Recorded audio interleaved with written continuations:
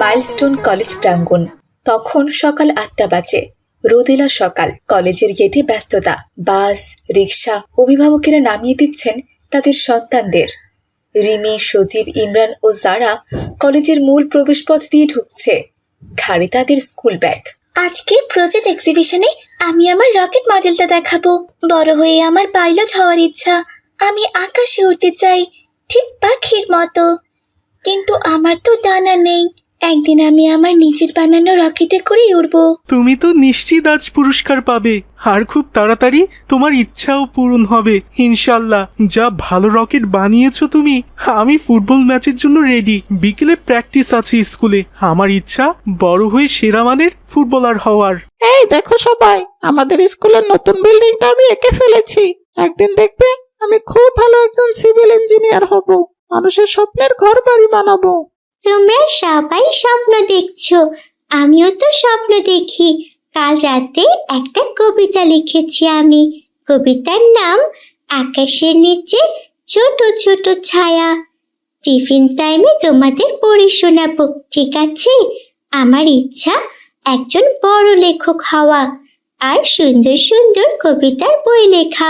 এভাবে বাচ্চারা তাদের স্বপ্নের কথাগুলো একে অন্যের সাথে ভাগাভাগি করে নিচ্ছিল। এদিকে স্কুলের পাশেই উত্তরা বিমান ঘাঁটি। একজন নবীন পাইলট, তার নাম তৌকির আহমেদ। সেও স্বপ্ন বুনছে আকাশে ওড়ার। আজ তার ট্রেনিং এর শেষ দিন। সঠিকভাবে আজকে মিশনটা কমপ্লিট করতে পারলে তার ট্রেনিং সমাপ্ত হবে আজ।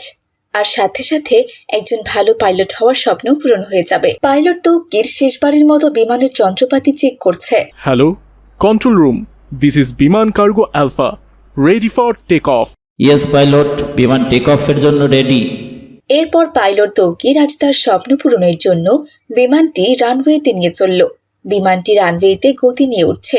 হঠাৎ আকাশে উঠতে লাগলো। তখন বাজে দুপুর ১টার মতো।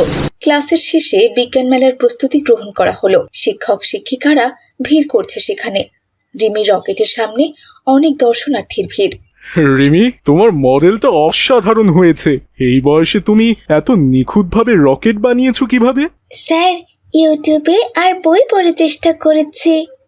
মাশাআল্লাহ, খুবই সুন্দর হয়েছে। তোমার রকেটটাই মনে হচ্ছে এবারের বিজ্ঞান মেলায় সবচেয়ে সেরা আবিষ্কার। তুমি নিশ্চয়ই পুরস্কার পাবে। আমি এখন অন্যদের আবিষ্কারগুলোও দেখব। এদিকে পাইলট তৌকির তখনও তার বিমান নিয়ে আকাশে উড়ছিল, কিন্তু হঠাৎই সে তার বিমানের ত্রুটি লক্ষ্য করলো। বিমানটি আকাশে উঠতে চাচ্ছে না। পাইলট তৌকির বিমানের ইন্ডিকেটরে অস্বাভাবিক কিছু লক্ষ্য করেন। ইঞ্জিন থেকে কালো ধোঁয়া উঠছে। Hello hello, control room, losing altitude, requesting emergency landing, requesting emergency landing. কিন্তু ততক্ষণে অনেক দেরি হয়ে গেছে। কন্ট্রোল রুমের সাথে তৌকিরের বিমানের সকল যোগাযোগ বিচ্ছিন্ন হয়ে পড়েছে। বিমান দ্রুতই উচ্চতা হারাচ্ছে। বিমানে সাইরেনের শব্দ। হঠাৎই বিমানটি বিকট শব্দ করে মাইলস্টোন কলেজের ছাদে ধাক্কা খেল। বিমানের দেহবিশেষ ছাদ ভেঙে ক্লাসরুমে ঢুকে পড়ে। আগুন, ধোঁয়া, কাচের ভাঙা টুকরো বাতাসের মতো উঠতে লাগলো। আর পরক্ষণেই পুরো জায়গাটা আগুনে দাউ দাউ করে জ্বলতে শুরু করলো। কারো জামা পড়ে গেছে, তো কারো শরীর ঝলসে গেছে। আবার কেউ চিৎকার করে কান্না করছে, বাঁচাও বাঁচাও, কে কোথায় আছো, বাঁচাও আমাদের, আমরা যে পুড়ে যাচ্ছি, মরে যাচ্ছি।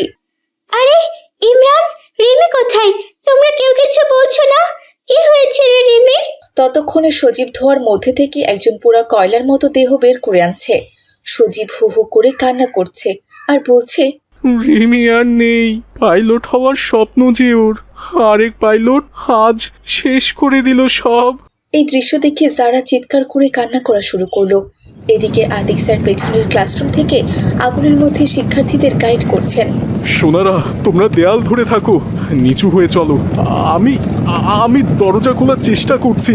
এভাবে মুহূর্তের মধ্যে সবকিছু শেষ হয়ে গেল। চারদিকে শুধু লাশ আর লাশ। হাসপাতালের করিডোরে সাদা চাদরে মোড়া কয়েকটি দেহ পড়ে আছে। পাশে দাঁড়িয়ে কাঁদছে অভিভাবকেরা।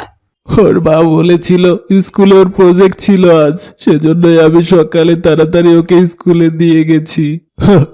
আমি যদি জানতাম আজকেই ওর স্কুলে শেষ দিন হতে যাচ্ছে, তাহলে আমি কখনোই আমার মেয়েকে স্কুলে পাঠাতাম না।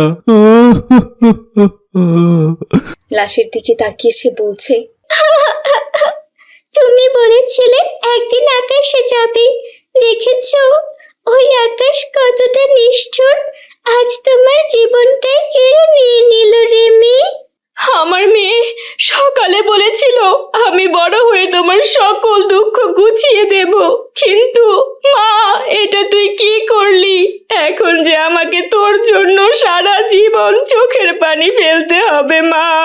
এভাবে লাশের সিঁড়ি দীর্ঘায়িত হচ্ছে, একের পর এক লাশ মর্গে জমা পড়ছে।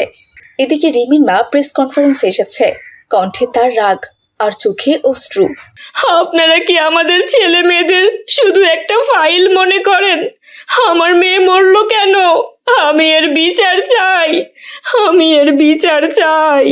হ্যালো কন্ট্রোল রুম, ইঞ্জিন 2 বন্ধ হয়ে গেছে। আমি হয়তো আর নিয়ন্ত্রণে রাখতে পারবো না। আমার স্ত্রীকে বলবেন আমি অনেক চেষ্টা করেছি, নিচে স্কুল আছে, ওই বাচ্চারা মারা যাবে আর আমি বেঁচে যাব। এত বড় গাদ্দারি আমি করতে পারবো না। আমি ওদের বাবা মার কাছে কী জবাব দেব? আমি ওভারফ্লাই করতে পারবো না। পাইলট তৌকিরের সদ্য বিবাহিত স্ত্রী আর মা একটি জীর্ণ বাসায় বসে কাঁদছে। মিডিয়ার চাপে তারা দরজা বন্ধ করে রেখেছে। আমার ছেলে ভিলেন না, আপনারা চলে যান। ইচ্ছে করেও কাউকে মারেনি, এটা একটা দুর্ঘটনা। আমি যে আমার ছেলেকে হারিয়েছি। আমার বাবা অনেক চেষ্টা করেছিল ছেলে মেয়েগুলোকে বাঁচানোর, কিন্তু ও যে পারেনি। ও নিজের জীবন দিয়ে প্রমাণ করে গেছে ও আসল হিরো ছিল। এতগুলো প্রাণ ঝরে গেল, কত স্বপ্ন তাদের। মাইলস্টোন কলেজের স্মৃতিস্তম্ভে তারা অন্ধকারে আলো জ্বালিয়েছে, আমরা সেই আলো দিয়েই পথ চলব। একটি জাতীয় ট্র্যাজেডি আমাদের হৃদয়ে রইবে চিরদিন। আজকের এই দিনটা যেন আমাদের বুকের ভেতরে হঠাৎ করে বাজ পড়ার মতো। বাংলাদেশের আকাশে নেমে এলো এক ভয়ঙ্কর অন্ধকার। একটি বিমান দুর্ঘটনায় আমরা হারিয়েছি আমাদের প্রিয় মানুষদের। কেউ ছিল বাবা, কেউ মা, কেউ সন্তান, কেউ বা সহকর্মী বা বন্ধু। যে মানুষগুলো হয়তো সকালে বিদায় নিয়েছিল হাসি মুখে, তাদের আর বাড়িতে ফেরা হলো না। কল্পনাও করা যায় না তাদের পরিবারের বেদনা, তাদের কান্না আর সেই শূন্যতা। ইন্না লিল্লাহি ওয়া ইন্না ইলাইহি রাজিউন। এই মুহূর্তে আমরা শুধু শোকাহতই নই, আমরা নিঃশব্দে প্রার্থনা করছি আল্লাহ যেন নিহতদের জান্নাত দান করেন এবং আহতদের দ্রুত সুস্থতা দান করেন। আজ আমাদের হৃদয় ভারী, আজ আকাশটাও যেন কাঁদছে, আজ গোটা জাতি একসাথে কাঁদছে। সবাইকে অনুরোধ করব, দয়া করে নিহতদের আত্মার মাগফিরাতের জন্য দোয়া করুন এবং এই কঠিন সময়ে তাদের পরিবারের পাশে থাকুন। আসুন একসাথে বলি, হে আল্লাহ, তুমি এই কষ্টকে সহজ করে দাও। রসুলপুর গ্রামে আব্দুল্লাহ তার সৎমায়ের সাথে বাস করত। আব্দুল্লাহর সৎমা ছিল খুবই কর্কট মেজাজের, সবসময় আব্দুল্লাহর সাথে খারাপ ব্যবহার করত। আব্দুল্লাহর বাবা মতিউর সবকিছু জানা সত্ত্বেও কোনো কিছুই বলতে পারত না, কারণ আব্দুল্লাহর বাবা মতিউর রিক্সা চালাতে গিয়ে বাসের সাথে ধাক্কা খেয়ে তার এক পা হারিয়ে ফেলেছে। তারপর থেকে আব্দুল্লাহর বাবা পঙ্গু হয়ে বিছানায় পড়ে আছেন। এদিকে আব্দুল্লাহ ছিল খুবই সহজ সরল, নম্র এবং ভদ্র। আব্দুল্লাহ সৎমাকে খুবই সম্মান করত। তার সাথে যাই হোক না কেন, কখনোই আব্দুল্লাহ মুখের উপরে কোনো কথা বলতো না। মা, ও মা, আমার খুব ক্ষুধা পেয়েছে, খেতে দাও। এই যে এসেছে নবাবের ছেলে, খাবার কি চাইলেই পাওয়া যায়? বাবা তো সেই কবে থেকে পঙ্গু হয়ে পড়ে আছে, আর তুইও বসে বসে শুধু খাবার গিলিস। সেই খাবার কোথা থেকে আসে খবর নিয়েছিস? মা, আমি তো এখন অনেক ছোট, আমি এখন কি কাজ করব? কি করবি মানে? কাজের কি অভাব আছে নাকি? মা, ওসব পরে দেখা যাবে, আগে কিছু খেতে দাও, আমার খুব ক্ষুধা পেয়েছে। এখন ঘরে কোনো খাবার নেই, রান্না করতে হবে, তারপর খেতে হবে। আর তুই যদি কোনো কাজ না করিস তবে কোনো খাবারও পাবি না। এখন কাজ করলে কর, না করলে বাসা থেকে চলে যা। এই বলে আব্দুল্লাহর সৎমা সেখান থেকে চলে যায়। আব্দুল্লাহ মন খারাপ করে বাসা থেকে বের হয়ে যায়। যেতে যেতে আব্দুল্লাহ একটা নদীর ধারে গেল, আর সেখানে গিয়ে দেখলো একটি গাছে অনেক কাঁঠাল ধরে আছে, আর কাঁঠাল গাছ থেকে কাঁঠাল পাকার ঘ্রাণ ভেসে আসছে।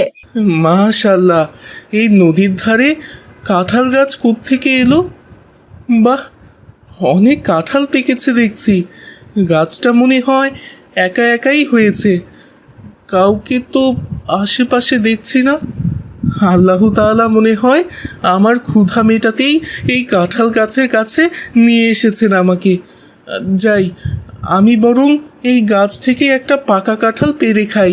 এই বলে আব্দুল্লাহ কাঁঠাল গাছ থেকে একটি ছোট পাকা কাঁঠাল পারল। কাঁঠাল পেরে আব্দুল্লাহ যখনই কাঁঠালটি ভেঙে খেতে যাবে তখনই সেখানে এক বৃদ্ধ লোক আসে। বৃদ্ধ লোকটি সেখানে এসে আব্দুল্লাহকে বলল, বাবা, আমার খুব ক্ষুধা পেয়েছে, আমাকে কিছু খেতে দাও বাবা। আমাকে কিছু খাওয়ালে আল্লাহ তাআলা খুব খুশি হবেন। আসলে বাবা, আমি খুব অসহায়। আমার মা নেই, ঘরে আমার সৎ মা, আর তিনি আমাকে ঠিকভাবে খেতেও দেন না। আমি এই নদীর ধারে একটি কাঁঠাল গাছ থেকে অনেক কষ্ট করে ছোট্ট একটি পাকা কাঁঠাল পেরেছি। এই কাঁঠালটি ছাড়া আমার কাছে আর কিছু নেই। এই কাঁঠালটি আমি নিজে খাওয়ার জন্য পেরেছিলাম, কারণ আমি খুব ক্ষুধার্ত। তুই তো জোয়ান মানুষ রে বাবা, তুই সারাদিন না খেয়ে থাকলেও তোর কিচ্ছু হবে না, কিন্তু আমি তো বৃদ্ধ হয়ে গেছি। আমার এই ক্ষুধার জ্বালা আর সইতে পারছি না। আমাকে ওই কাঁঠালটি খেতে দে বাবা, বিনিময়ে আমি তোকে পয়সা দিচ্ছি। আচ্ছা ঠিক আছে, এই কাঁঠালটি আপনি খান, আমাকে কোনো পয়সা দিতে হবে না। আপনি ঠিকই বলেছেন, আমি তো জোয়ান মানুষ, 2 দিন না খেয়ে থাকলেও আমার কিছুই হবে না। কিন্তু আপনি তো বৃদ্ধ মানুষ, আপনার খাওয়াটাই বেশি জরুরি। থাক বাবা, এই কাঁঠালটি আপনিই খান। বাবা রে, তুই না খেয়ে আমাকে কাঁঠালটা দিয়ে দিলি, আমি তোকে খুশি হয়ে 2 টাকা দিচ্ছি, তুই নিয়ে যা বাবা। আমি আল্লাহর কাছে তোর জন্য দোয়া করছি, এই টাকার উছিলায় আল্লাহ তাআলা তোকে অনেক টাকা দান করবেন। তুই শুধু একটু পরিশ্রম করিস বাবা। আচ্ছা ঠিক আছে বাবা, আপনি যেহেতু এত করে বলছেন, তাহলে দিন। এই 2 টাকা দিয়ে আমি কাজ শুরু করব। এরপর আব্দুল্লাহ বৃদ্ধির দেওয়া 2 পয়সা নিয়ে সেখান থেকে চলে গেল। আর কিছু দূর যেতে দেখলো রাস্তার ধারে একটি লোক পেয়ারা বিক্রি করছে। পেয়ারা নিয়ে যান, পেয়ারা খুব সস্তা দামে পেয়ারা বিক্রি করতেছি। 2 হালি 2 টাকা, নিয়ে যান নিয়ে যান। চাচা যান, আমাকে 2 হালি পেয়ারা দিন তো। হ্যাঁ দিচ্ছি বাবা দিচ্ছি, আসলে আমার গাছের পেয়ারা। এই নাও বাবা 2 হালি পেয়ারা। তাহলে তো খুব ভালো চাচা যান, এই নিন আপনার 2 টাকা। এরপর আব্দুল্লাহ 2 টাকায় 2 হালি পেয়ারা কিনে শিমুলপুর বাজারে বিক্রি করতে চলে এলো। এই পেয়ারা লাগবে, পেয়ারা 1 হালি 3 টাকা, নিয়ে যান নিয়ে যান, মজার মিষ্টি পেয়ারা নিয়ে যান। আরে বাবা, 3 টাকা হালি পেয়ারা? আমাকে তো 2 হালি পেয়ারা দিয়ে দাও তো, আমি তোমাকে 10 টাকায় দিচ্ছি। আচ্ছা ঠিক আছে চাচা যান, আমি আপনাকে 2 হালি ব্যাগে ভরে দিচ্ছি। এই নিন, খুব ভালো পেয়ারা, খেয়ে বেশ মজা পাবেন। এভাবে আব্দুল্লাহ 2 টাকা দিয়ে তার ব্যবসা শুরু করলো। প্রতিদিন রসুলপুর গ্রাম থেকে পেয়ারা কিনে শিমুলতরি বাজারে এসে বিক্রি করত। এভাবেই বেশ কিছুদিন কেটে যায় এবং আব্দুল্লাহর কিছু টাকা জমে যায়।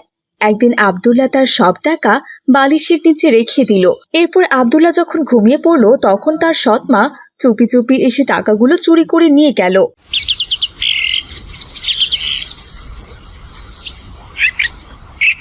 ঘুম থেকে উঠে আব্দুল্লাহ দেখলো তার বালিশের নিচে কোনো টাকাই নেই। হায় আল্লাহ, আমার টাকা কোথায় গেল? এখন আমি কি দিয়ে পেয়ারা কিনবো? আমার সব টাকা যে চুরি হয়ে গেল, আমি কি করব? এ আল্লাহ, এ আমার কি হয়ে গেল?